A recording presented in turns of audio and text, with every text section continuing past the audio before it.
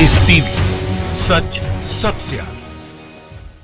दोस्तों, मैं अब्बास हफीज हूं। राजस्थान का सियासी संकट टल गया है। अशोक गहलोत जी अपनी सरकार बचाने में कामयाब हो गए हैं और भाजपा सरकार गिराने जैसे मंसूबों में नाकाम हो गई है। लेकिन कुछ बड़े खुलासे भी इस दौरान हुए हैं जिसको देखकर हर कोई दंग रह जाएगा कि जो लोग सरकार गिराने में भाजपा की मदद कर रहे होते हैं, कैसे सोशल मीडिया पर उनकी बोली, उनके बोल, उनकी लेखनी सब कुछ एक जैसी होती है और बहुत कुछ समानता होती है। शब्दों के चयन में भी समानता होती है। भाजपा आईटी सेल का कमाल यह है कि भाजपा जब भी कोई प्रोपेगेंडा शुरू करती है तो आपने देखा होगा कि बड़े बड़े पत्रकारों के ट्विटर हैंडल से भी वैसे ही ट्वीट हो रहे होते हैं जैसे भाजपा के एक कार्यकर्ता के ट्विटर हैंडल से हो रहे होते हैं। एक जैसा कॉपी पेस्ट किया जाता है जिससे कि उसका इंपैक्ट बन सके।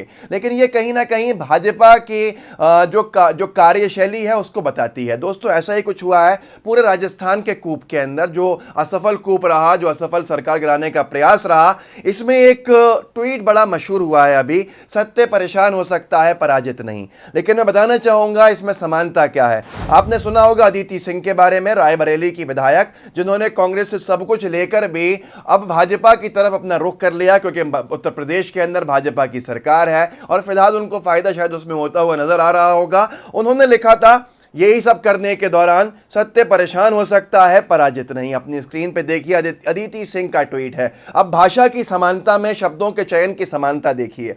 सिंधिया जी ने भी कुछ दिन पहले लिखा था, कांग्रेस छोड़ने से जो शक्तियां हिंदुस्तान की एकता और अखंडता, धर्मनिरपेक्षता और विचारधारा को खंडित करने की कोशिश करेंगी, उन्हें बापू के इस राजघाट से ही जवाब मिलेगा कि सत्य परेशान हो सकता है लेकिन पराजित नहीं। अदिति सिंह भी रुख कर चुकी हैं भाजपा का। सिंधिया जी भाजपा में जाकर अब तो पूरा कैबिनेट बनवाकर मौजूद हैं और अब भाजपा की वाणी खुले मंच से भी बोलते हैं। लेकिन छुपे हुए संदेश क्या थे?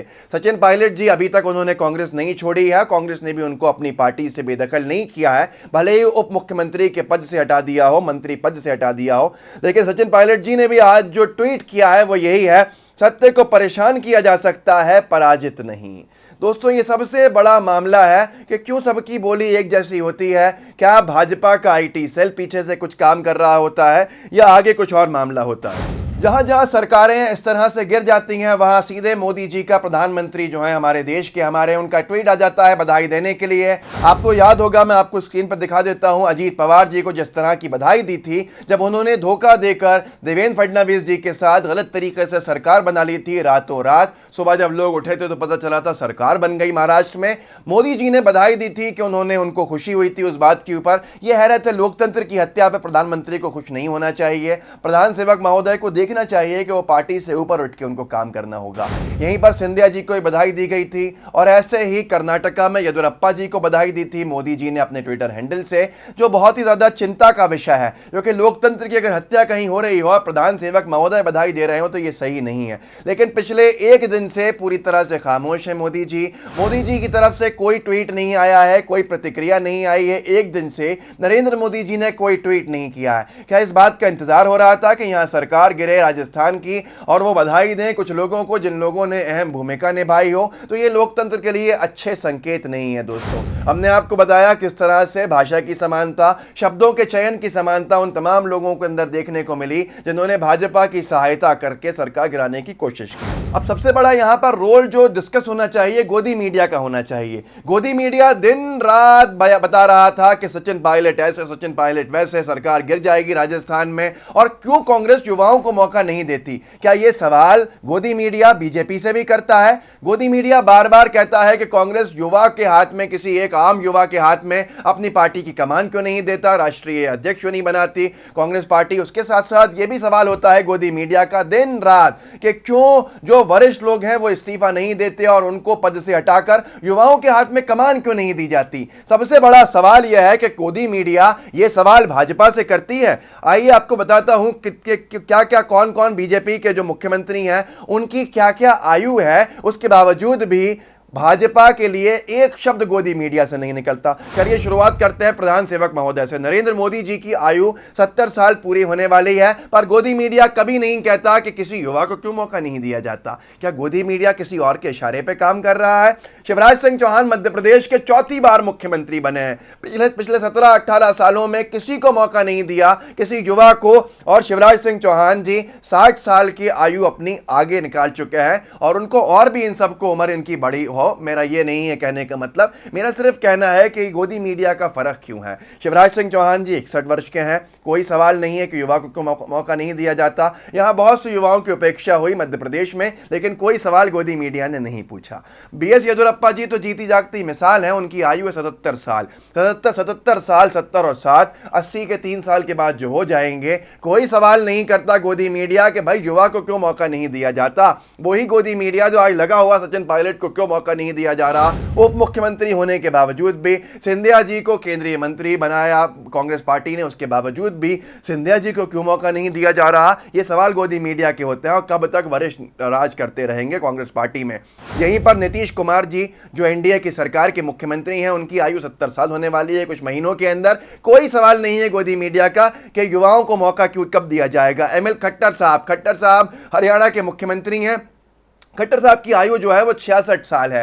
66 साल एक बड़ी आयु होती है। इनसे कोई सवाल नहीं कर रहा कि वहाँ युवाओं को क्यों मौका नहीं दिया जाता। यहाँ पर ये सारे सवाल गोदी मीडिया के कांग्रेस पार्टी और दूसरी पार्टी के लिए हैं। टीएस रावत जी भी 60 साल के आगे जा चुके हैं अब। बीरेन्द्र सिंह भी 60 साल के आगे जा चुके हैं अब। विजय रूपानी जी गुजरात मॉडल की चर्चा जिसकी थी, जो एक्सपोज हो गया पूरी तरह से कोरोना के लॉकडाउन के दौरान, उस गुजरात के मुख्यमंत्री विजय रूपानी जी 63 साल क्रॉस कर चुके हैं अपनी आयु के। इन सबको बहुत लंबी उम्र दे ऊपर वाला। लेकिन सबसे बड़ा सवाल यह है कि आखिर कब गोदी मीडिया पूछना शुरू करेगा कि ये भाजपा इनको हटा के अपने युवाओं को कब मौका देगी। अब लोग पूछते हैं कि ये भाजपा में क्यों नहीं होता, क्योंकि खेल जो है वह साम दाम दंड भेद का है।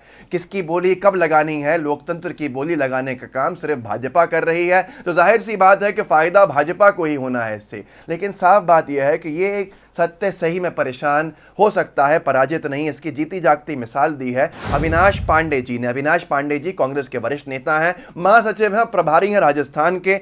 सचिन पायलट के सत्य को परेशान किया जा सकता है, पराजित नहीं के ट्वीट को कोट करके इन्होंने लिखा है, सत्य वचन सचिन पायलट, आपने भाजपा के साथ मिलकर सत्य को काफी परेशान किया, लेकिन पराजित नहीं कर पाए, ना आगे कर पाएंगे, सत्यमेव जयते। दोस्तों, ये हर जगह ऐसा खेल भाजपा का नहीं चल सकता, लेकिन जनता को देखना पड़ेगा किस तरह से चुनी हुई सरकार को गिराने की कोशिश भाजपा करती है और खुद फिर सत्ता में इस तरह से जाकर या तो हम चुनाव जीत जाएं, भाजपा का कहना है शायद, या फिर अगर आप चुनाव हरा भी देंगे तो हम सरकार तो बना लेंगे। लेकिन लोकतंत्र कितना ज्यादा नुकसान पहुंच रहा है लोकतंत्र को, ये आपको देखना होगा, हमें देखना होगा। सवाल खड़े करने होंगे दोस्तों, क्योंकि भारतीय जनता पार्टी ने ये रूटीन बना लिया है। मैं आपको याद दिलाना चाहता हूं, गोवा में सरकार से बनाने से बहुत पीछे छूट गए थे, कांग्रेस के पास ज्यादा सीटें थी, फिर भी पार्टी में से तोड़ ताड़ के 2 दिन में सरकार बीजेपी ने बना ली और गवर्नर भी बीजेपी को मौका दे देते हैं, क्योंकि केंद्रीय सरकार गवर्नर्स बनाती है। पर मेरी विनती है, अपील है गवर्नर से भी कि वह अपने पार्टी जो उनका पुरानी पार्टी हो उससे ऊपर उठ के देखना चाहिए उनको। केंद्रीय सरकार को चलाना उनको है, ना कि केंद्रीय सरकार से उनको चलना है।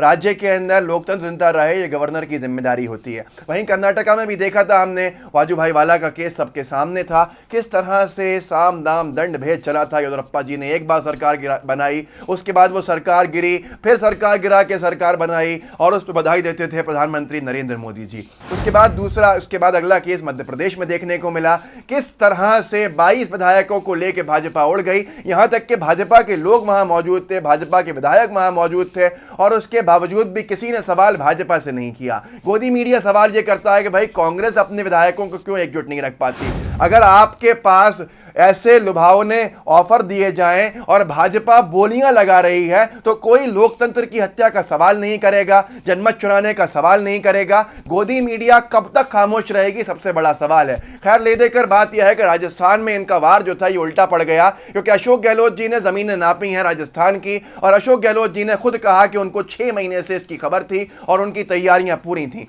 यही वजह है शायद अब सतीश पूनिया जी भी जो मध्य प्रदेश जो राजस्थान भाजपा के अध्यक्ष हैं, उन्होंने भी साफ कह दिया है कि अभी हम नहीं चाहते फ्लोर टेस्ट। और सबसे बड़ा सवाल यह भी है यहां देखने का, गुटबाजी भाजपा की। वसुंधरा राजे सिंधिया पूर्व मुख्यमंत्री राजस्थान की, भाजपा की कद्दावर नेता क्यों खामोश थी? पूरे के पूरे खेल में सिर्फ और सिर्फ सतीश पूनिया जी ही क्यों आवाज अपनी निकाल रहे थे, मुकर हो रहे थे? कहीं ये आपसी अंतरकला का प्रमाण तो नहीं, जिसकी वजह से अब भाजपा धीरे धीरे बिखराव की शक्ल देख रही है और अब जो लोग इनके कांग्रेस से आके इनमें मिलते हैं उनमें तकरार रहता है, जैसा मध्य प्रदेश में देखने को मिल रहा है, जिसकी वजह से मध्य प्रदेश के लोग 107 दिनों तक मध्य प्रदेश में मंत्रिमंडल से वंचित रह गए और उनके पास कोई मंत्री नहीं था। दोस्तों, ये सारी बातें भाजपा बताती है कि सामने किस तरह से भाजपा रोज बेनकाब होती है, पर गोदी मीडिया उसको छुपा के रखती है अपने छोटे से बच्चे की तरह कि नहीं, इसको मत देखो, नजर नहीं लग जाना,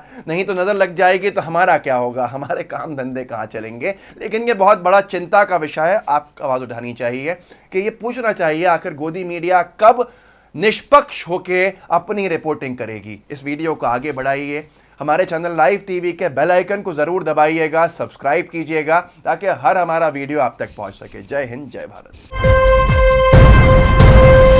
लाइव टीवी, सच सबसे आगे।